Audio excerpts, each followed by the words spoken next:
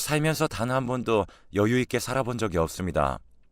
부모님도 젊을 적부터 가난하셨고, 저는 어린 시절부터 일찍이 학교를 그만두고 부모님을 도와서 일을 해야 했어요. 그렇지 않으면 가족끼리 먹고 살기가 힘들었거든요. 당연히 친구라고 할 게 제대로 있을 리도 없었습니다. 그러나 그런 상황에서도 유일하게 제게 친구라고 부를 수 있을 만한 사람이 하나 있었어요. 몇십 년 동안 이어진 우정이었고, 그 친구와는 어릴 적 힘들었던 순간부터 늘 오래도록 함께 해와서 그런지 서로가 누구보다도 서로를 잘 이해해주는 그런 좋은 관계였습니다. 저는 가족만큼 혹은 가족보다 더 그 친구를 믿고 의지했어요. 특히나 청소년 시절에는 왜 다른 애들은 그냥 평범하게 학교 다니면서 공부하는데 나는 학교도 제대로 다니지 못하는 거지? 에 대한 불만이 너무 강해서, 부끄러운 이야기지만 살짝 엇나가기도 하고 부모님과의 사이도 그렇게 좋은 편이 아니었어요. 그럴 때마다 제 힘든 것들을 토로할 수 있는 대상은 그 친구가 유일했습니다.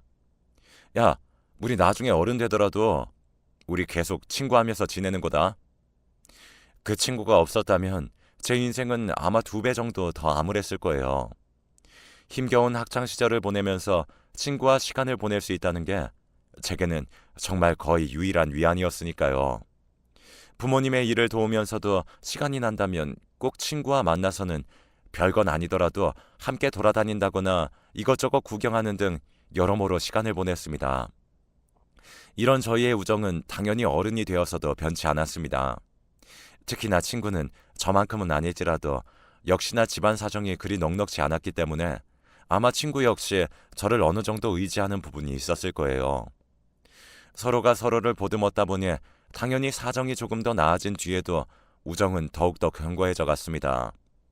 그러다가 30살이 되었을 때 친구가 결혼을 하게 되었어요. 정말 가족 같은 친구였기에 그 누구보다도 친구의 결혼식이 너무나 기뻤습니다. 저는 없는 형편에 있는 돈을 다 끌어모아서 축의금도 200만 원을 해줬어요. 당장 한 푼이 아쉬운 상황에서 200만 원이란 돈이 크긴 했지만 친구와는 바꿀 수 없었죠. 야, 너는 무슨 축의금을 200만 원이나 했어? 괜히 미안하게. 아, 아이, 다른 사람도 아니고 네 결혼식인데 내가 돈을 아낄 일이 있냐? 걱정 말고 받아. 대신 나중에 배로 갚고. 알았지? 결혼을 한 친구는 이전보다 훨씬 더 안정적이고 행복해 보였습니다. 그런 모습을 보니까 저도 결혼이 하고 싶어지더라고요. 하지만 결혼은커녕 언감생심, 연애조차 꿈도 못 꾸는 처지였어요. 부끄럽지만 20살 시절 어쩌다 연이 닿아서 짧게 만났던 여자친구를 제외하고는 저는 30 후반이 될 때까지 여자 손 한 번 못 잡아본, 요즘 말로 모태솔로였어요. 주변에 저 같은 사람은 많이 없어서 제가 연애 경험이 없다는 건 유일하게 저희 가족과 친구만이 알고 있었죠.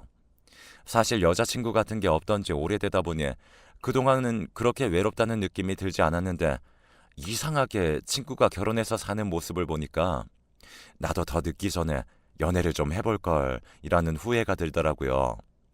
하지만 워낙 숫기도 없고 여자랑 잘 어울릴 자신도 없기 때문에 저는 노총각 신세를 유지해야 했어요. 너는 언제 결혼할 거냐며 손주는 안 보여줄 거냐는 부모님의 성화를 제외하면 노총각으로 사는 것도 아주 나쁘지만은 않았죠. 가끔씩 친구네 집에 가서 재수 씨도 만나고 친구네 자식 보면서 시간을 보내는 것만으로도 어느 정도 외로움이 충족이 됐거든요. 그러던 어느 날이었습니다. 한 3달 정도 친구와 연락이 안 되던 때가 있었어요. 원래는 아무리 바빠도 주에 한 번씩은 꼭 전화 통화를 했던 친구였던지라 이렇게 3달 가까이 연락이 안 됐던 적은 처음이라 저는 당연히 친구가 걱정이 되었습니다. 물론 일이 바쁘면 사람이 연락하기 힘들다는 건 모르는 게 아니지만 그럴 때면 문자라도 꼭 한 통씩은 나누었거든요. 그런데 그 시기에는 문자조차 없었기 때문에 집이라도 찾아가 봐야 하나 고민할 정도였습니다. 하지만 기껏 찾아갔다가 괜히 잘 지내고 있는데 방해를 할까봐 고민만 하기를 수차례. 3달 내내 연락이 끊겼던 친구가 갑작스럽게 전화를 했어요. 야, 너 대체 무슨 일이야? 이렇게까지 연락 없던 적이 없었잖아. 아, 미안. 요새 내가 상황이 좀 안 좋고 그래서 연락할 겨를이 없었다. 아, 그래? 지금은 상황이 어때? 괜찮고? 많이 나아졌어. 뭐 그냥 당장 죽지만 않을 정도지 뭐. 솔직히 아직도 신경 써야 할 게 너무 많아. 그런데 아니다. 너한테 이런 얘기해서 뭐하냐. 오랜만에 연락했는데 괜히 우중충한 이야기 하기 싫어. 왜? 무슨 일인데? 일단 얘기나 해봐. 내가 도와줄 수도 있잖아. 아, 그러면 너 혹시 나한테 돈 좀 빌려줄 수 있어? 내가 너랑 연락 안 하는 사이에 사업을 하나 시작했는데 이게 생각보다 돈이 더 많이 들어가더라고요. 그런데 내가 지금 딱 1억 정도가 부족한 상황이라 담보대출을 더 받으려고 해도 이미 대출을 끌었을 수 있는 데까지 끌어서서 더 돈도 안 빌려주더라고요. 오랜만에 전화를 한 친구는 이전에 하던 일을 그만두고 사업을 하고 있었다고 합니다. 그리고 사업을 위해서 5천만 원이 더 필요한데 그 돈을 저에게 빌려달라고 부탁했죠. 저에게 5천만 원은 당연히 큰 돈이었습니다.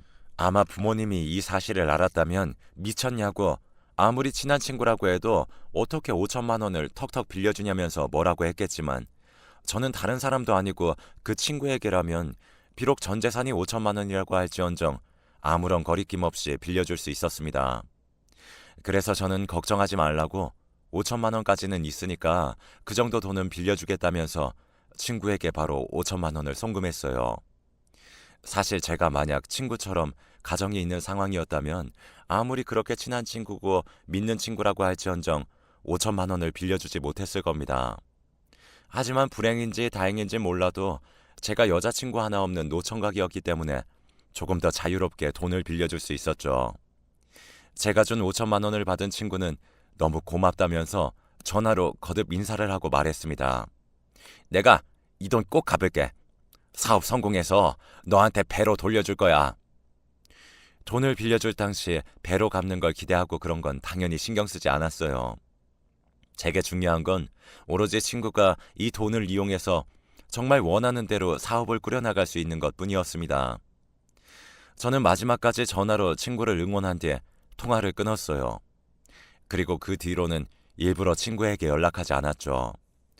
다른 상황이면 몰라도 저에게 돈을 빌린 입장에서 친구에게 연락을 자주 한다면 제 의도가 그렇지 않다고 할지언정 친구는 그걸 일종의 독촉으로 생각할 수 있다는 생각이 들더라고요. 안 그래도 힘든 상황에서 사업 꾸려나가려고 애쓰는 친구에게 제가 부담 주고 싶지 않았어요. 그리고 한편으론 친구에 대한 믿음도 있었죠. 몇십 년 이상 알아온 사람이기 때문에 당연히 알아서 돈이 생긴다면 갚을 친구라고 말이죠. 하지만 1년이 지나도록 친구는 연락을 하지 않았습니다. 심지어는 제 생일도 말이죠. 다른 날은 몰라도 서로의 생일 같은 경우에는 만나서 식사를 함께 했기 때문에 굉장히 이례적인 일이었습니다. 돈을 빌려줬다고 할지라도 저는 그런 특별한 날에는 당연히 이전처럼 평소와 똑같이 시간을 보내고 어찌됐든 둘 사이에 금전적인 관계가 추가됐을지언정 기본적인 관계는 친구이기 때문에 그런 중요한 날에도 연락이 없는 건 좀 이상하더라고요. 그래서 기다리다가 제 생일이 지나고 한 2주일 뒤에 제가 먼저 친구에게 연락했습니다. 그런데 지금 거신 번호는 없는 번호입니다.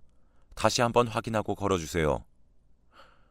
10년간 바꾸지 않았던 친구의 전화번호가 바뀌어져 있었습니다. 정말 믿기지 않은 이 현실에 몇 번이고 친구에게 전화를 걸어봤지만 수화기 너머로 돌아온 대답은 똑같을 뿐이었습니다. 저는 그 길로 친구의 소식을 어떻게든 수소문하려고 했어요. 그 결과 친구가 어디 있는지는 알지 못했지만 친구가 어떤 상황인지는 알 수 있었습니다. 제게 빌린 5천만 원과 본인이 투자한 돈으로 호기롭게 사업을 시작했던 친구는 얼마 안 가 사업이 처참하게 망해서 본인 돈은 물론이고 저에게 빌린 5천만 원까지 모두 날린 상황이었습니다. 빚쟁이들이 쫓아오는 통에 이전처럼 평범하게 살 수 없었던 친구는 야반도주를 했겠죠. 친구인 저에게 연락도 하지 않고 말이죠. 실망을 하지 않았다면 거짓말일 겁니다. 저는 아무리 힘든 상황이 있어도 친구가 저에게는 연락을 할 거라고 생각했기 때문이에요. 그리고 화가 났어요. 정말로 저는 당시 제 돈을 모두 탈탈탈 털어서 친구에게 줬던 겁니다. 물론 사업이라는 게 실패할 가능성은 당연히 있는 것이기 때문에 제가 빌려주기로 한 이상 그런 부분은 당연히 염두에 두고 있었어요. 하지만 친구도 제가 전 재산을 빌려줬다는 걸 아는 상황에서 설마 저한테 이런 반구도 없이 그냥 자기 살려고 그렇게 훌쩍 도망을 가버릴 거라고는 상상도 못했습니다. 저는 친구의 야반 도주를 알게 된 시점으로부터 제 인생에서 가장 좋은 친구 하나를 잃게 되었어요. 그 뒤로는 막말로 정말 개처럼 돈 버느라 바빴습니다. 원래 못했던 연애를 그때 가서 할 수 있을 리도 없었고 그냥 조금이라도 먹고 살기 어렵지 않게 환경을 만들기 위해서 시간이 나면 무조건 잡일이라도 하러 밖에 나갔어요. 혼자 집에 있으면 자꾸 그 친구가 생각이 나더라고요. 그러면 슬퍼지고 고통스러워졌기 때문에 일을 하면서 기분도 환기시켰습니다. 저는 그렇게 그대로 친구가 평생 저에게 연락을 안 할 거라고 생각했어요. 애초에 연락할 사람이었으면 도망가기 전에 문자라도 남기지 않을까 싶었거든요. 그런데 그런 제 예상과는 달리 친구의 야반도주 사실을 안 지 반년 뒤에 친구에게 전화가 왔습니다. 처음에는 모르는 번호라서 친구라고는 상상도 못하고 받았는데 목소리가 딱 친구였죠. 이전과는 달리 많이 쉬고 아픈 듯한 음성이긴 했지만요. 네가 무슨 염치로 나한테 전화를 한 거냐? 아직 안 죽고 살아는 있었네? 정말로 미안하다. 그런데 내가 꼭 너한테 할 말이 있어. 나 꼴도 보기 싫은 거 아는데 이번이 마지막이라고 생각하고 한 번만 만나주라. 왜? 돈 준비해서 돈 주려고 만나자고 하는 거야? 돈 준비되기 전까지는 안 만날 테니까 돈 준비되면 그때 연락해라. 재수 씨랑 네 자식 때문에 지금 참고 있는 거니까. 아니, 그게 아니라 그, 제발 한 번만 만나주라. 할 말이 있어서 그래. 친구는 직접 얼굴을 보고 하고 싶은 말이 있다며 저와 만나달라고 하면서 한 병원의 주소를 알려주었습니다. 저는 그래서 친구의 아내나 자식의 병원에 입원해 있는 거라고 생각을 했어요. 그런데 막상 병원에 누워 있는 것은 친구였죠. 심지어 그냥 조금 아프고 만 것이 아닌 말기 암이었습니다. 게다가 죽을 날까지 이미 받아놓은 상황이었던 거죠. 친구는 자신의 얼마 안 남은 생 속에서 제게 꼭 사과하고 싶었다고 합니다. 병실에 초라하게 누워있는 친구를 보니 만감이 교차했습니다. 누구보다 덩치도 커서 건강했던 친구인데 이제 앙상한 뼈만 남아 금방이라도 눈물을 떨굴 듯한 눈빛으로 저를 쳐다보는데 그 순간에는 아무 말도 아무것도 할 수 없었습니다. 그리고 친구는 조용히 입을 떼기 시작했어요.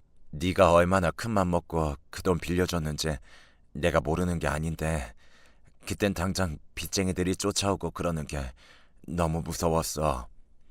그리고 네 앞에서 고개 들기도 힘들었고 그 돈은 내가 정말 2배 넘게 돌려주려고 했었는데 2배는커녕 원금까지 깎아먹었으니 내 스스로가 너무 밉고 이런 나를 네가 어떻게 생각할지 몰라서 연락하는 게 너무 두렵더라. 하지만 아무리 두려워도 그랬으면 안 됐는데 정말 미안하다. 깡마른 얼굴과 몸으로 제게 사과를 하는 친구를 보니 참 이걸 뭐라 말해야 할지 모르겠더라고요. 하지만 그러면서도 그 당시에는 화가 많이 나 있었어요. 돈 때문에 화가 난 게 아니었습니다. 단지 이 친구와 나와의 우정을 생각한다면 미리 저에게 상의를 했어야 했고 그렇지 못하더라도 단 한마디라도 남겼다면 저는 그 친구를 믿고 기다렸을 텐데 말이죠. 그런데 배신감이 어찌나 컸던 건지 그런 친구의 모습을 보고 있으면서도 실망감은 쉽게 누그러지지 않았어요. 그래서 친구가 사과를 해도 저는 아무 말도 없이 묵묵히 듣기만 했죠. 친구는 그런 제 마음을 이해한다는 듯 제게 답을 구하지 않고 죽는 그날까지 제게 사과를 했어요. 하지만 사과를 하면서 한 가지 부탁을 한 것이 있었습니다. 내가 나중에 죽고 나면 우리 영은이랑 민지만 이 세상에 남는데 솔직히 잘못은 다 내가 한 거야. 내 아내랑 딸은 죄가 없잖아. 그러니 부디 가끔씩이라도 내 가족한테 좀 들러주라. 이전 같았으면 그런 부탁을 하지 않았더라도 제가 먼저 나서서 친구 가족을 챙기려고 했겠지만 이미 저에게 친구는 더 없는 배신자였습니다. 물론 친구가 죽는 것이 마음 아프긴 했지만 그것과는 별개로 냉정하게 봤을 때 친구에게 받아야 할 5천만 원이 남아있는 것도 사실이고 그리고 그 전에 친구가 제게 빌린 돈을 갚기는커녕 마음대로 도망가서는 연락도 하지 않고 막말로 죽기 직전이 되어서야 연락을 해서는 뒤늦게 사과를 하는 것도 모자라 자기 가족까지 돌봐달라는 이야기를 하는 것이었으니 그게 제게 좋게 보일 리가 없었죠. 그렇게 친구가 먼저 하늘나라로 갔습니다. 그렇게 되니까 친구 아내를 보기가 참 그렇더라고요. 비록 처음에는 모르는 사이였으나 친구네 집에 자주 놀러 가면서 장난식으로 재수 씨 하면서 인사를 하며 개인적으로 참 많이 친해진 사이였는데 이제는 이전만큼 친하게 지내기는 어려웠으니까요. 심지어 이제는 말 그대로 채무 관계가 저희 사이에 생긴 상황이었으니 저는 악착같이 친구 아내를 죄어가며 돈을 받아내기 위해 압박할 수밖에 없었습니다. 친구 아내는 원래 전업주부로 집에만 있었는데 친구가 죽고 나서는 어떻게든 자기 딸과 둘이 살아갈 생활비를 마련하기 위해 더 나아가서 저에게 돈을 갚기 위해 일을 하기 시작했어요. 솔직히 처음에는 그렇게까지 가혹하게 뭐라고 하려고 한 건 아니었는데 나중에 정신을 차려보니까 제가 무슨 대부업 사채업자처럼 악마같이 빚독촉을 하고 있더라고요. 사실 법적으로 상속 포기를 하게 되면 재수 씨는 저에게 돈을 안 갚아도 됐었는데 다른 금융권 등은 법적으로 처리를 했지만 제 돈은 어떻게든 갚겠다고 하더군요. 저도 어차피 그럴 생각이었기 때문에 그 말이 크게 와닿진 않았어요. 그래서 더욱 돈에 집착하게 되었습니다. 대체 이런 식으로 해서 언제 5천만 원을 다 갚으려고 그래? 잠 덜 자고 먹는 거 줄여. 내가 성혁이 그 녀석한테 빌려준 5천만 원이 내 전 재산이란 얘기 들었어? 물론 잘못을 성혁이 그 녀석이 했지만 지금 걔는 죽었는데 어떡해. 남은 사람이 갚아야지. 솔직히 제가 막말을 했다고 하더라도 친구 아내 입장에서는 견디기 힘들었을 겁니다. 하지만 친구 아내는 묵묵하게 일을 했어요. 아주 조금씩이라도 돈이 생기면 즉각 저에게 송금을 했고 정말 제 말 그대로 본인 입에 들어가는 거, 본인이 걸치는 거 전부 아끼는 것 같더라고요. 제가 그 모습을 거의 3년을 봐왔습니다. 하지만 제가 애초부터 그렇게 안면몰수한 인간 말종은 아니었던지라 진짜 제 돈 갚으려고 아등바등 사는 재수씨 모습을 보니 그게 참 안쓰럽기도 하고 짠하기도 하고 동정심이 들더라고요. 게다가 3년을 그렇게 열심히 했는데 저에게 갚은 돈이 3천만 원이 좀 안 되었습니다. 물론 제대로 일하지 못하는 형편에서 1년에 1천만 원씩 갚았다는 건 어떻게 보면 거의 고무적인 일이네요. 하지만 그만큼 재수씨 그리고 재수씨의 어린 딸은 제대로 사람같이 살지도 못하고 있었죠. 언제부터인지는 모르겠지만 어느 날부턴가 재수씨를 볼 때마다 아, 내가 이 돈을 다 받아야 하는 건가 하는 생각이 들었습니다. 5천만 원, 당연히 큰 돈이고 말씀드렸듯이 제 전 재산을 다 갖다 준 것이었기 때문에 당연히 소중한 돈입니다. 그러나 곰곰이 따지고 보면 그 돈이 현재 상황에서 꼭 필요했던 것도 아니고 이제 저한테 아무런 말도 없이 도망갔던 친구에 대한 원망도 어느 정도 많이 희석이 된 상황에서 제가 남은 2천만 원 정도를 받고자 지금처럼 재수 씨와 재수 씨의 어린 딸을 이런 식으로 고생시켜도 되는지에 대한 회의감이 무척 많이 들었습니다. 그러다 보니 문득 이런 생각이 들더라고요. 그냥 못 받는다고 생각하고 신경을 쓰지 말아야겠다. 재수 씨와 어린 딸이 불쌍해 보이는 시점에서 이미 말은 다 한 거였죠. 그렇게 되니까 그냥 이런 생각도 들더라고요. 애초에 그 2천만 원은 내 돈이 될 운명이 아니었다고요. 그래서 그때부터는 점차 재수 씨에게 보내는 돈도 줄이라고 하고 약간 상황이 힘들거나 하면 돈 보내는 것보다 당장 먹고 사는 걸 우선시하라고 넌지시 이야기했습니다. 이상하게 그 시점부터는 진짜 친구 생각이 엄청 많이 들었어요. 죽기 전에 가끔씩이라도 좋으니 자기 가족을 들여봐주고 보살펴달라고 말하던 친구의 유언도 생각났죠. 어쩌면 저는 5천만 원으로 시작된 돈 때문에 제 인생에서 더 없을 친구 하나를 제 마음에서 도려낸 게 아닌가 싶었습니다. 완벽히 마음을 고쳐먹은 뒤로는 더 이상 재수 씨에게 빚을 갚는다는 명목의 돈도 받지 않았어요. 오히려 제가 일을 하고 조금이라도 여윳돈이 있다면 이걸로 민지랑 먹고 사는 거 생활비로 쓰라고 이야기하면서 돈을 주곤 했습니다.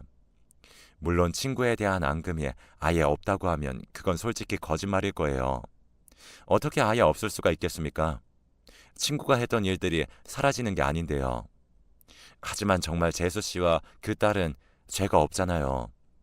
게다가 무엇보다도 제가 친조카처럼 대했던 그 어린아이가 늘 제게 삼촌 삼촌 하면서 따라다니는 게 언제부턴가는 양심이 되게 찔렸습니다. 사실상 저는 말이죠. 그 아이 삼촌이 아니라 빚독촉하고 다니는 사채업자나 다름이 없었는데 행동을 바꾸고 나니 마음이 편해졌습니다. 재수 씨는 처음에는 이런 제 호의를 괜찮다고 하면서 조금 불편해하는 듯 보였지만 하루 날 잡고 진지하게 이야기하고 나니까 제가 정말 진심으로 둘을 돕고 싶다는 걸 알았는지 그 이후부터는 제가 해주는 호의들을 아무런 말 없이 받아들였습니다. 그리고 이것저것 하나하나 신경을 써줬어요. 내 마음은 그렇지 않은데 일부러 못되게 굴었던 지난 날을 비에 씻기듯 씻어내기 위해서 몸부림치듯이 두 모녀에게 정말 열과 성을 다해 잘해주게 되었습니다. 가족처럼 말이죠. 재수씨, 이 근처에 재수씨가 다닐 만한 학원이 있는데 한번 가보면 좋을 것 같아요. 새 일자리 구하기 어렵긴 한데 재수씨 나이 정도면 충분히 자격증 따서 다닐 수 있을 거예요. 변변찮은 일자리도 구하지 못하는 재수씨에게 자격증 학원을 소개시켜주면서 일자리를 구하는 것까지 도와주었습니다. 그러다 보니까 재수씨 입장에서는 제가 무척이나 고마웠나 봐요. 사실 5천만 원 중 2천만 원은 거의 받을 생각을 하지 않은 상태에서 재수씨가 딸과 살아갈 수 있도록 도와준 거니까요. 그래서인지 재수씨가 어느 날 그러더라고요. 저한테 동생이 하나 있는데 얘 한번 만나봐요. 얘가 예쁘고 착하고 성격도 좋아서 만약 잘 되면 그래도 좋은 관계로 지낼 수 있을 거예요. 갑작스러운 선짜리 제의에 처음에는 거절했습니다. 애초에 저 같은 상황에서 여자는 꿈도 못 꾸고 있었고 사실 스스로에 대한 자신감이 많이 없었거든요. 하지만 제가 아무리 거절을 해도 재수 씨가 꼭 사귀지 않아도 된다면서 한 번만 만나보라고 성화를 하는 통에 그래, 한 번 정도는 괜찮겠지 라는 마음으로 선자리에 나갔습니다. 그런데 재수 씨에게 예쁘고 참하다는 설명을 듣긴 했지만 정말 선자리에 나와 있는 재수 씨의 동생은 어딜 가도 사람들이 다 돌아볼 만큼 빼어난 미인이었습니다. 심지어 나이도 저보다 10살이나 어렸죠. 진짜 부담되더라고요. 저는 그냥 아저씨 얼굴에 배도 나와 있고 가진 것도 없는 상황이었는데 그냥 늙음하게 좋은 경험한다고 생각하고 가볍게 시간을 보내다 돌아왔습니다. 그런데 재수 씨 동생이 먼저 다음에 또 만나자고 이야기했고 어쩌다 보니 몇 차례 더 데이트를 하게 되었는데 그럼 안 되지만 시간이 지나면 지날수록 재수 씨 동생에게 반해가는 저를 느끼게 되더라고요. 놀라운 것은 재수 씨 동생 역시 저에게 호감을 보였다는 겁니다. 그렇게 둘이 가졌던 만남이 계속 이어지면서 저희는 약 2달 뒤에 연애를 하게 되었어요. 이 얼마나 기적 같은 일인지 함께 길거리에 나가면 거짓말 안 하고 주변 사람들이 저놈은 얼마나 능력이 있길래 저런 미인을 옆에 끼고 다니지 하는 시선으로 저를 다 쳐다봤습니다. 솔직히 당장 사귀고 있는 저 자신도 이해되지 않아서 물어본 적이 있었어요. 왜 나 같은 아저씨를 만나는 거예요? 그러면 여자친구는 늘 이렇게 이야기했습니다. 저만큼 배려심 넘치고 착한 사람이 없다고요. 나중에 들어보니까 여자친구는 재수 씨에게 제 이야기를 많이 들어왔던 모양입니다. 그리고 자연스럽게 제가 생활비를 지원해주고 일자리도 알아봐주는 점, 그리고 남은 빚은 거의 받지 않는 식으로 행동을 취하고 있다는 점까지 들은 여자친구는 먼저 저를 만나보고 싶다고 재수 씨에게 이야기를 했다고 해요. 그리고 실제로 만난 제가 정말 재수 씨에게 들은 것처럼 착해 보여서 마음에 들었다고 했죠. 결국 저희는 지금 결혼식을 올리고 부부로서 살고 있습니다. 살면서 제게 결혼은커녕 연애 자체도 불가능한 일이라고 생각하고 나랑은 연이 없는 일이다 하며 살고 있었는데 이렇게 어리고 예쁘고 현명한 아내와 결혼하게 되다니 지금도 솔직히 믿기지 않아요. 재수 씨가 강력하게 제 칭찬을 하면서 이야기하지 않았다면 아마 제게 이런 날은 없었겠죠. 상황이 이렇게 되고 보니까 제가 마음을 고쳐먹은 것이 천만다행이라는 생각이 듭니다. 여러분도 당장은 손해를 보는 일이라고 생각이 될지언정 최대한 마음을 곱게 쓰시면 저와 같이 복을 받을 수 있을 거예요.